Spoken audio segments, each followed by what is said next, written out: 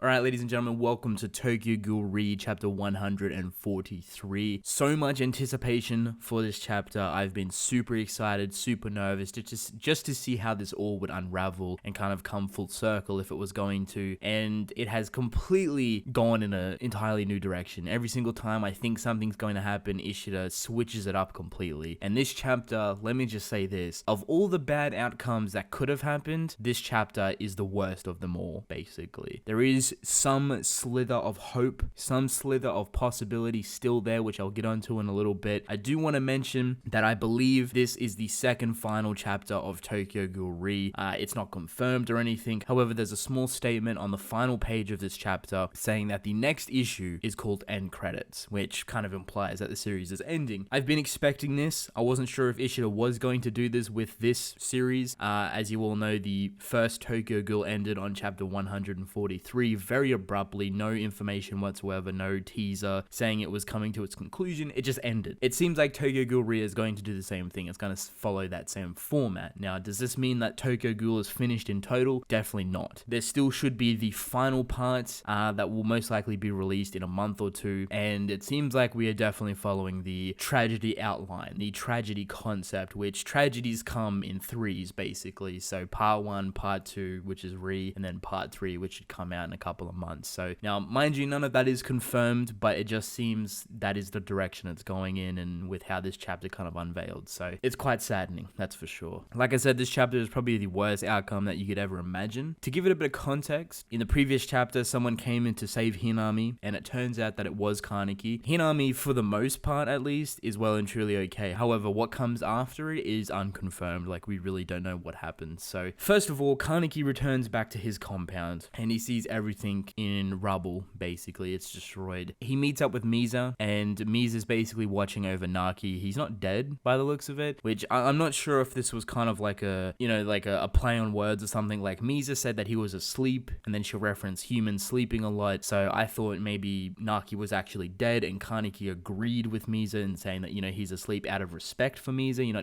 not trying to, I don't know, get her hopes up or something like that, you know, like, you know, I thought he was just being kind and saying that, yeah, he's asleep, but he was actually dead or something, which I'm not sure. He looked dead, but then he also wasn't in pieces or anything like that, you know, he still was all pretty much there, so he most likely is still alive, but that defeats the purpose. It's not really that important, to be honest. But Misa is the one to kind of give KANEKI the directions, like where everyone went. E14, we're down here, we're doing this, here we are, you know. So Misa was the one to give KANEKI the directions. KANEKI didn't see Renji-Yomo, KANEKI didn't see Hiriko on the Zero Squad. He just ran straight to Hinami, and there he is. So now we're kind of caught up. Let me just say, this fight, everyone's going to be disappointed in. I feel like this chapter is going to have a lot of people disappointed, upset, whatever you want to call it. You know, people are expecting more, and I feel like Ishida just done what he wanted. He could have easily given us a fight. He could have easily done a lot of different things, but he's like, fuck it, we're not going to show you. You know, we're not going to do this. And I feel like this is going to cause a lot of backlash in the community. A lot of people are not going to like it, which I can see why. I guess the most anticipated thing at this moment, the KANEKI versus Suzuya and Hanbi fight, actually twisted itself a little bit more. So KANEKI goes into what seems to be a full Kagaja, right? But it's not entirely complete. This is kind of like the stage of it, because of KANEKI's health and the fact that he can't heal properly and he can't actually produce a Kagane properly. He kind of gets this weakened version of a full Kagaja. Now keep this in mind, a weakened version of a full Kagaja, right? He's not full strength or whatever, you know, he's severely weakened and he can't heal properly. So the more damage he takes, you know, the more fucked he gets in the long run. He goes up against Suzuya, who's in Arata Joker, but Hanbi as well, Suzuya's right-hand man, is also in Arata Joker suit. They call it Arata 2, right? So you have basically two Arata Joker suits going up against a full Kagaja KANEKI, and it somewhat evens out, right? This is a weakened KANEKI and two tremendously powerful investigators with Arata Joker on. I feel like people are going to debate this, you know, there's going to be a lot of videos talking about this, like, oh, KANEKI should have won, or Suzuya should have clearly won, but we don't get to see that fight. We get to see a little bit of KANEKI going into his full Kagaja, and then literally the next page, KANEKI has no limbs whatsoever. He is completely done. He's defeated, and that's it. It seems like he didn't go down without a fight, though. He did put up a very good fight, supposedly, from Furuta.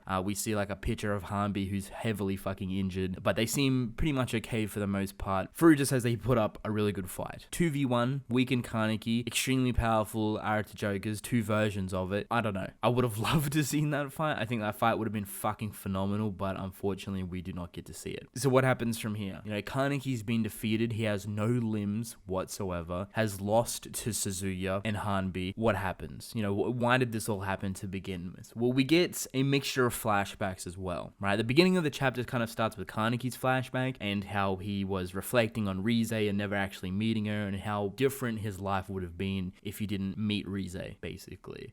Which I thought was very impactful when it kind of come to the end of the chapter, because you kind of see the desperation of Kaneki throughout this entire thing. At first, it's kind of lackluster, but when you start getting into the fight and the fact that Kaneki's not as strong as he makes out himself to be, the fact that he is the one-eyed king, but he's been defeated, he can't protect the things that he loves, desperation kind of sets in, and you feel bad for him. You really do. And Ishida has done a very, very good job portraying this. So I guess we got an answer for kind of the longest question that we've been waiting for, is why was Suzuya doing this? What was Suzuya's purpose in this? Basically, we were almost close. I mentioned Shinohara being used, Furuta using Shinohara as bait, and that's basically what happened. Wasn't to the extent that I was thinking of, but it was more so simplistic. Basically, Furuta said that the CCG was heavily in debt. They were using like a fuck ton of money each year, and it just increased basically. Thanks to Kaneki's group as well, it kind of increased a lot more, and the money that they needed would get taken out of the medical supplies and put back into like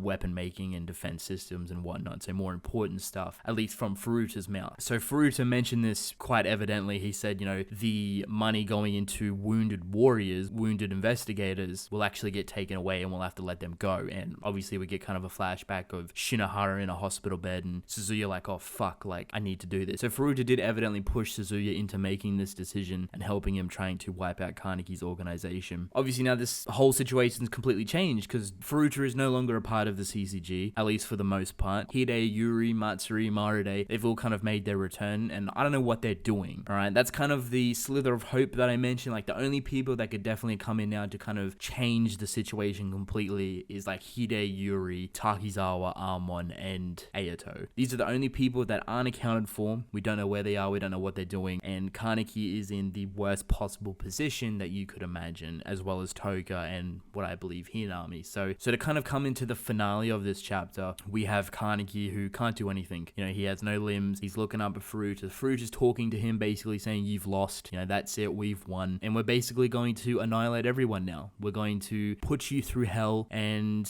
torture you, basically. Show you what it's like to lose everything you've ever cared about. So they start this off with the Zero Squad. They bring the heads of the Zero Squad children. I don't think Hiroko was there, but there was two heads, I believe. But basically, the Ko and Yui fight, turns out they won against Hiroko and the Zero Squad, so I imagine they're all dead at this point, which is kind of unfortunate. I did want to see that fight, but like I said in my predictions video, I didn't think they were going to show us. It's kind of felt out of place with this monumental stuff happening around it. So you get this picture, Kaneki's laying on the ground, he's looking up, he's got no legs, he's got no arms, and then he sees Ko, and Ko's like, here you go, Kaneki, a present, a gift, and it's just two fuck off heads basically from the Zero Squad. So at this point, Kaneki's just like freaking out. He's lost, he's done, he's out of it basically. Like it's a Kaneki we haven't seen before, just so desperate, so destroyed, and it seems like this is going to only get worse, because to follow up from this, we have the rest of the investigators kind of chased after Toka and the men, women, and children that are behind her. So they have no fighting capabilities, they're about to get slaughtered. Furuta planned all of this ahead of time. He's blocked off exits so Toka can't escape. I imagine Hinami is also with Toka, considering Kaneki did tell Hinami to run when he arrived before he fought Suzuya and Hanbi. So, and we end the chapter there. We end the chapter with all these people confronting Toka, this entire group. Kaneki helplessly on the ground, can't heal his own body, no arms, no legs, nothing. A very weird chapter. There's going to be a very big mix of feelings in the community, that's for sure. Personally, I'm going to go back and read it a couple more times in case I missed something, because I'm sure I have, but for what it's worth, I enjoyed it. I think the only real big disappointment is the fact that we didn't get to see the Kaneki versus Suzuya fight. I really would have loved to seen that. Unfortunately, Ishida has other plans. The one thing that I was mostly impressed with, that is kind of the emphasis of the chapter, is the desperation of Kaneki. Like the fact that he is a lot more weaker than we really could have imagined, and he couldn't stand up against, a very powerful investigator, Suzuya and Hanbi. So this definitely changes the situation. I'm not entirely sure where we go from here. It seems like next week is going to be the final chapter, the end credits credits, whatever you want to call it. Seems like Touka could die in the next chapter. Like, they've been delaying this completely, you know what I mean? Like, they've been pushing this off more and more, and this desperation of Kaneki,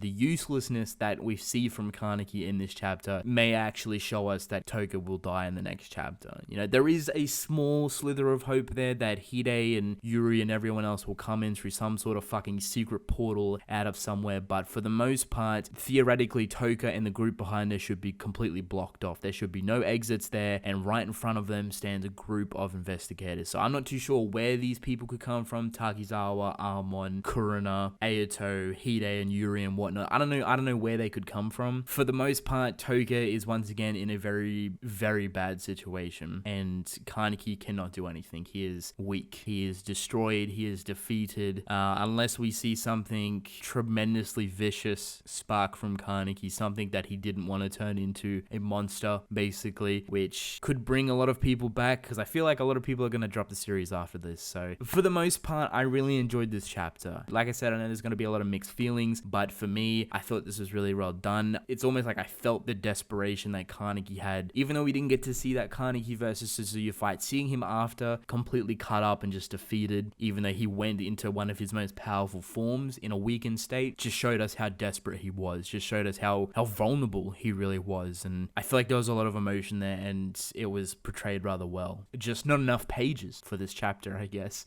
because I really would have loved to see that Kaneki versus Suzuya fight. So it's not looking good, ladies and gentlemen. It is really not looking good. I'll have a bunch of videos out this week, but with that being said, I'm actually going to end the video off here. I hope you guys enjoyed. Don't forget to subscribe. I greatly appreciate it. Let me know your thoughts in the comment section below, and I'll catch you guys in the next video.